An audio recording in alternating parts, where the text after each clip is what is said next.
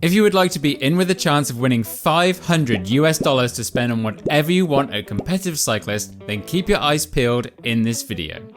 There are a ton of people that are new to mountain biking right now, and there's a lot to learn about the sport. In this video, I break down and explain just what a trail bike actually is. What kind of mountain biker should have one? What should you know about trail bikes? And why does this category even exist? From XC to enduro and even downhill. This is part of a series of videos where I help to answer some questions and debunk some theories about each of mountain biking's subcategories. I have two people joining me in this video. First up is David Arthur. He's a writer and YouTube creator and has been reviewing and testing bike products for over 10 years.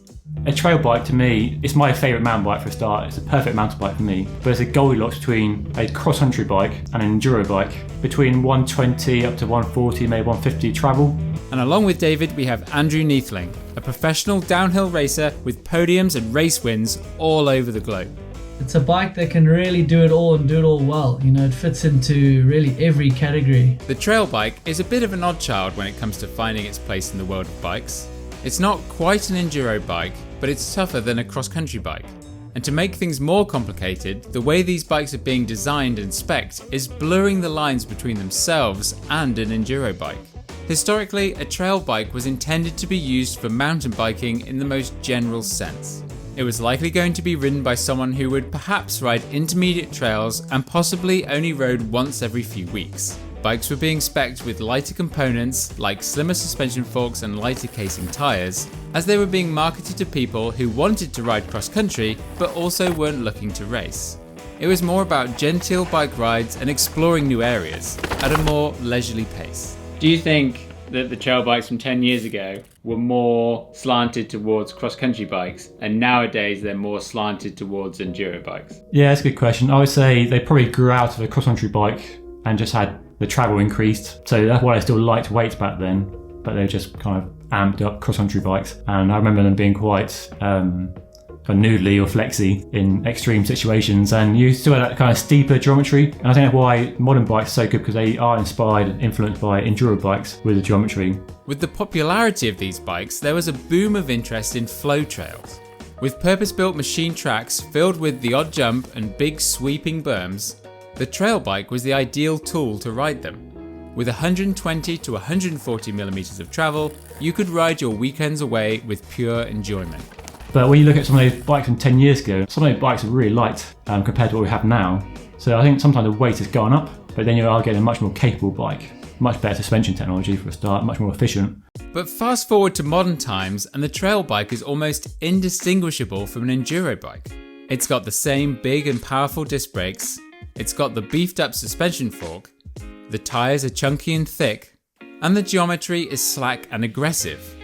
What's going on? Because of the weight and then the geometry, what they've been able to do with the geometry and actually the suspension platforms as well, with what they're able to handle it's just crazy. It reminds me of when I first got into downhill. You know, the suspension wasn't good. There was a decent amount of it, but it wasn't good enough. I mean, I ride some of my old downhill tracks on a trail bike.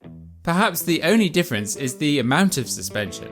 My Scott Genius has 150 millimeters of travel, as opposed to my Ransom that has 170. But there are other factors going on here that are less clear to see. Given that it's not intended to be used on long, grueling enduro racing stages, the chassis is a bit slimmer and a bit lighter. And that's the most discerning factor between these two types of bikes. What's the best thing to happen to trail bikes? The geometry that's come from enduro bikes and some of the technology we've seen around like tyre design and suspension design from enduro bikes. So they're much better than ever in the technical sections. Yes, modern trail bikes are becoming more capable than they ever have been, thanks to what we know about geometry filtering into these frame designs. But it's coming as part of an overall lighter package. Because a trail bike is, on the whole, going to be more usable for the everyday mountain biker. I'd say they've come a long way. Like when I first got, my Genius, I was just blown away. I couldn't believe what you can do with 150 mil of travel. And they said, it's not an enduro bike or it's not meant to be raced. And I was like, well, you could. In my previous video about enduro bikes, I put forward the belief that those kinds of bikes will only work to their full extent when they are being used in certain situations. regular bike park trips, rough trails, and steep lines. But a trail bike will likely still be able to manage those situations and be a more suitable bike for the other 90% of terrain that the average mountain biker will ride. The other thing as well for a trail bike, having shorter travel, it's easier to get to the limits of the bike. Whereas some bigger travel bikes, you have to go so far before you get anywhere near the limits. You know, the terrain kind of dictates what bike you should ride, I think more even than the rider. And for me personally, that's pretty scary. And like the consequences of a crash at that speed in that terrain is, now I've got a job and mortgage to pay and stuff. Yeah, I think a lot of people are overbiked in this category of trail or enduro. And trail bike allowed me to get that sensation of, oh, it's a bit dicey, but not going very fast. This is a point I feel doesn't get talked about enough. And please, let me know your thoughts and feelings in the comments below. But everyone seems so focused on buying the most amount of suspension that they can get their hands on, there seems to be some missing communication about what they actually need. And I'll make my argument for this by taking a look at the positives of owning a trail bike. What's the most important thing that someone should be looking for on their new trail bike? There's so much good choice these days. I think every bike manufacturer makes a really good trail bike. So I think you can buy based on, I would tell people like what bike looks better than choose on colour, because the bike's also good, which is a bit of a rubbish answer perhaps, because... Wow, hold on, you're meant to be a professional reviewer and you're telling people to buy it based on colour? Because some people will argue until they're blue in the face about whether we should get X, Y, Z, and they're splitting hairs between three bikes. I think the difference between really good trail bike these days is so small that it takes something quite substantial to really stand above the other bikes. Only a few years ago, trail bikes were very much seen as a lightweight option for mountain biking. And with the advent of enduro racing, it was the big suspension bikes that were seen as the do-it-all bikes. However, things have changed in the trail bike category in recent times, but this doesn't seem to have affected many riders' purchasing decisions. So why is this? So I reckon, Chris, that the reason that some people might not get a trail bike and instead get an enduro bike is that perhaps that they're worried that at some point they're going to come across a feature and they might not have enough bike for it. But I've got the perfect example of why I don't think that is actually the case most of the time. So this is a pretty tricky and somewhat intimidating feature on this trail. It's a very steep rock roll, you're almost vertical at one point, and then it's very rough on the way out. Now this might be the perfect example of a feature where you think, oh, I don't have enough bike. But nowadays, this is what I'm saying about all the things that the trail bikes have got going for them with the updated geometry, tougher components. It's how good the brakes are. It's how your bike's set up. It's your tire pressure. It's not really anything to do with how much travel you have. And I think that people will actually be limited, ironically, thinking that they will be held back by having a bike that only has, let's say, 150, 140 mil of suspension. So because all the parts on this bike are adding up to something that's confidence inspiring, it's not really about the suspension travel. And that's gonna be something that makes this type of bike much more applicable to a lot of the people watching. And I know I keep saying this over and over again, but I see conversations and I hear things out on the trail that suggest otherwise, that people will just go and buy an enduro bike and it might not be the best one for them. So I'd really have a think, if you're about to buy something new, what do you actually need? Okay, so thanks to all these features, my new trail bike has just as many capabilities as an enduro bike. But why not just get an enduro bike and have the added benefit of having more suspension? So let's talk about climbing here.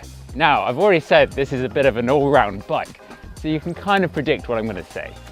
Yes, these trail bikes are fast becoming a little bit like their big brother enduro counterparts. However, as they are still a bit more compact, on trickier climbing sections like that we've got here, it's still going to be very manageable. So if you're not going to the bike park every month and your trails aren't big and burly and you've got climbing sections like this, you probably want to be on your bike more than not. And this is where a trail bike is probably going to be more suitable for 95% of the people watching this video.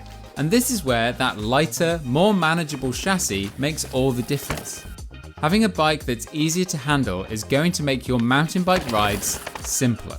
You don't have to be as intentional with your line choice, and you won't get caught out on features just because your bike is too slack and too long. Tight corners like this can very easily get you crossed up. The bike comes in, you're very square to the exit, And this is where trail bike's going to make your life much easier compared to an enduro bike. And I'm using all of these examples comparing a trail and enduro bike because 9 times out of 10, this is the decision-making crossroad that you'll come to if you're looking to pick up your next bike. On modern trail bikes, you're still going to have all the things that you want from an enduro bike. You're going to have the slack head tube angle, the steep seat tube angle. You can have wider bars and a shorter stem, but it's going to make situations like this much easier because the whole package is a little bit more compact. The wheelbase isn't as long, and by having less suspension, it's going to make this kind of feature a lot easier. The awkward sections of a trail will be made easier for most riders, especially if you don't have as much time as someone who is out on the bike 4 days a week developing the necessary skills. Yes, more suspension will get you out of trouble when things get rowdy, but those features are arguably quite rare for most riders. But what if you do get caught out in the difficult situation? What is it about most trail bikes now that means that they can handle this? Oh! Hell. Yeah, we're not going to do a talking bit after that.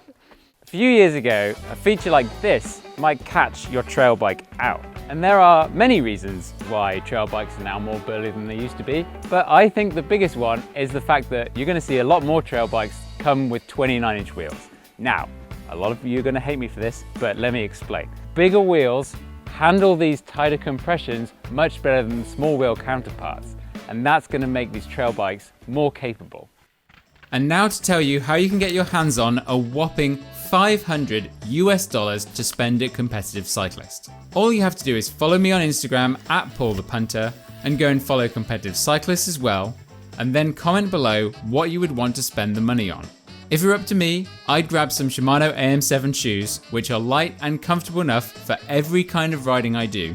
The One-Up Components handlebars are a firm favourite for my sponsors and are designed to be vertically compliant while still retaining stiffness in the right direction. I'd also grab a Scott Vivo Plus helmet as it fits me really well and is super safe. And finally, it's really important to have a digital shock pump and digital tyre pressure gauge. The Fox Pump and Topeak Smart Gauge will work a treat.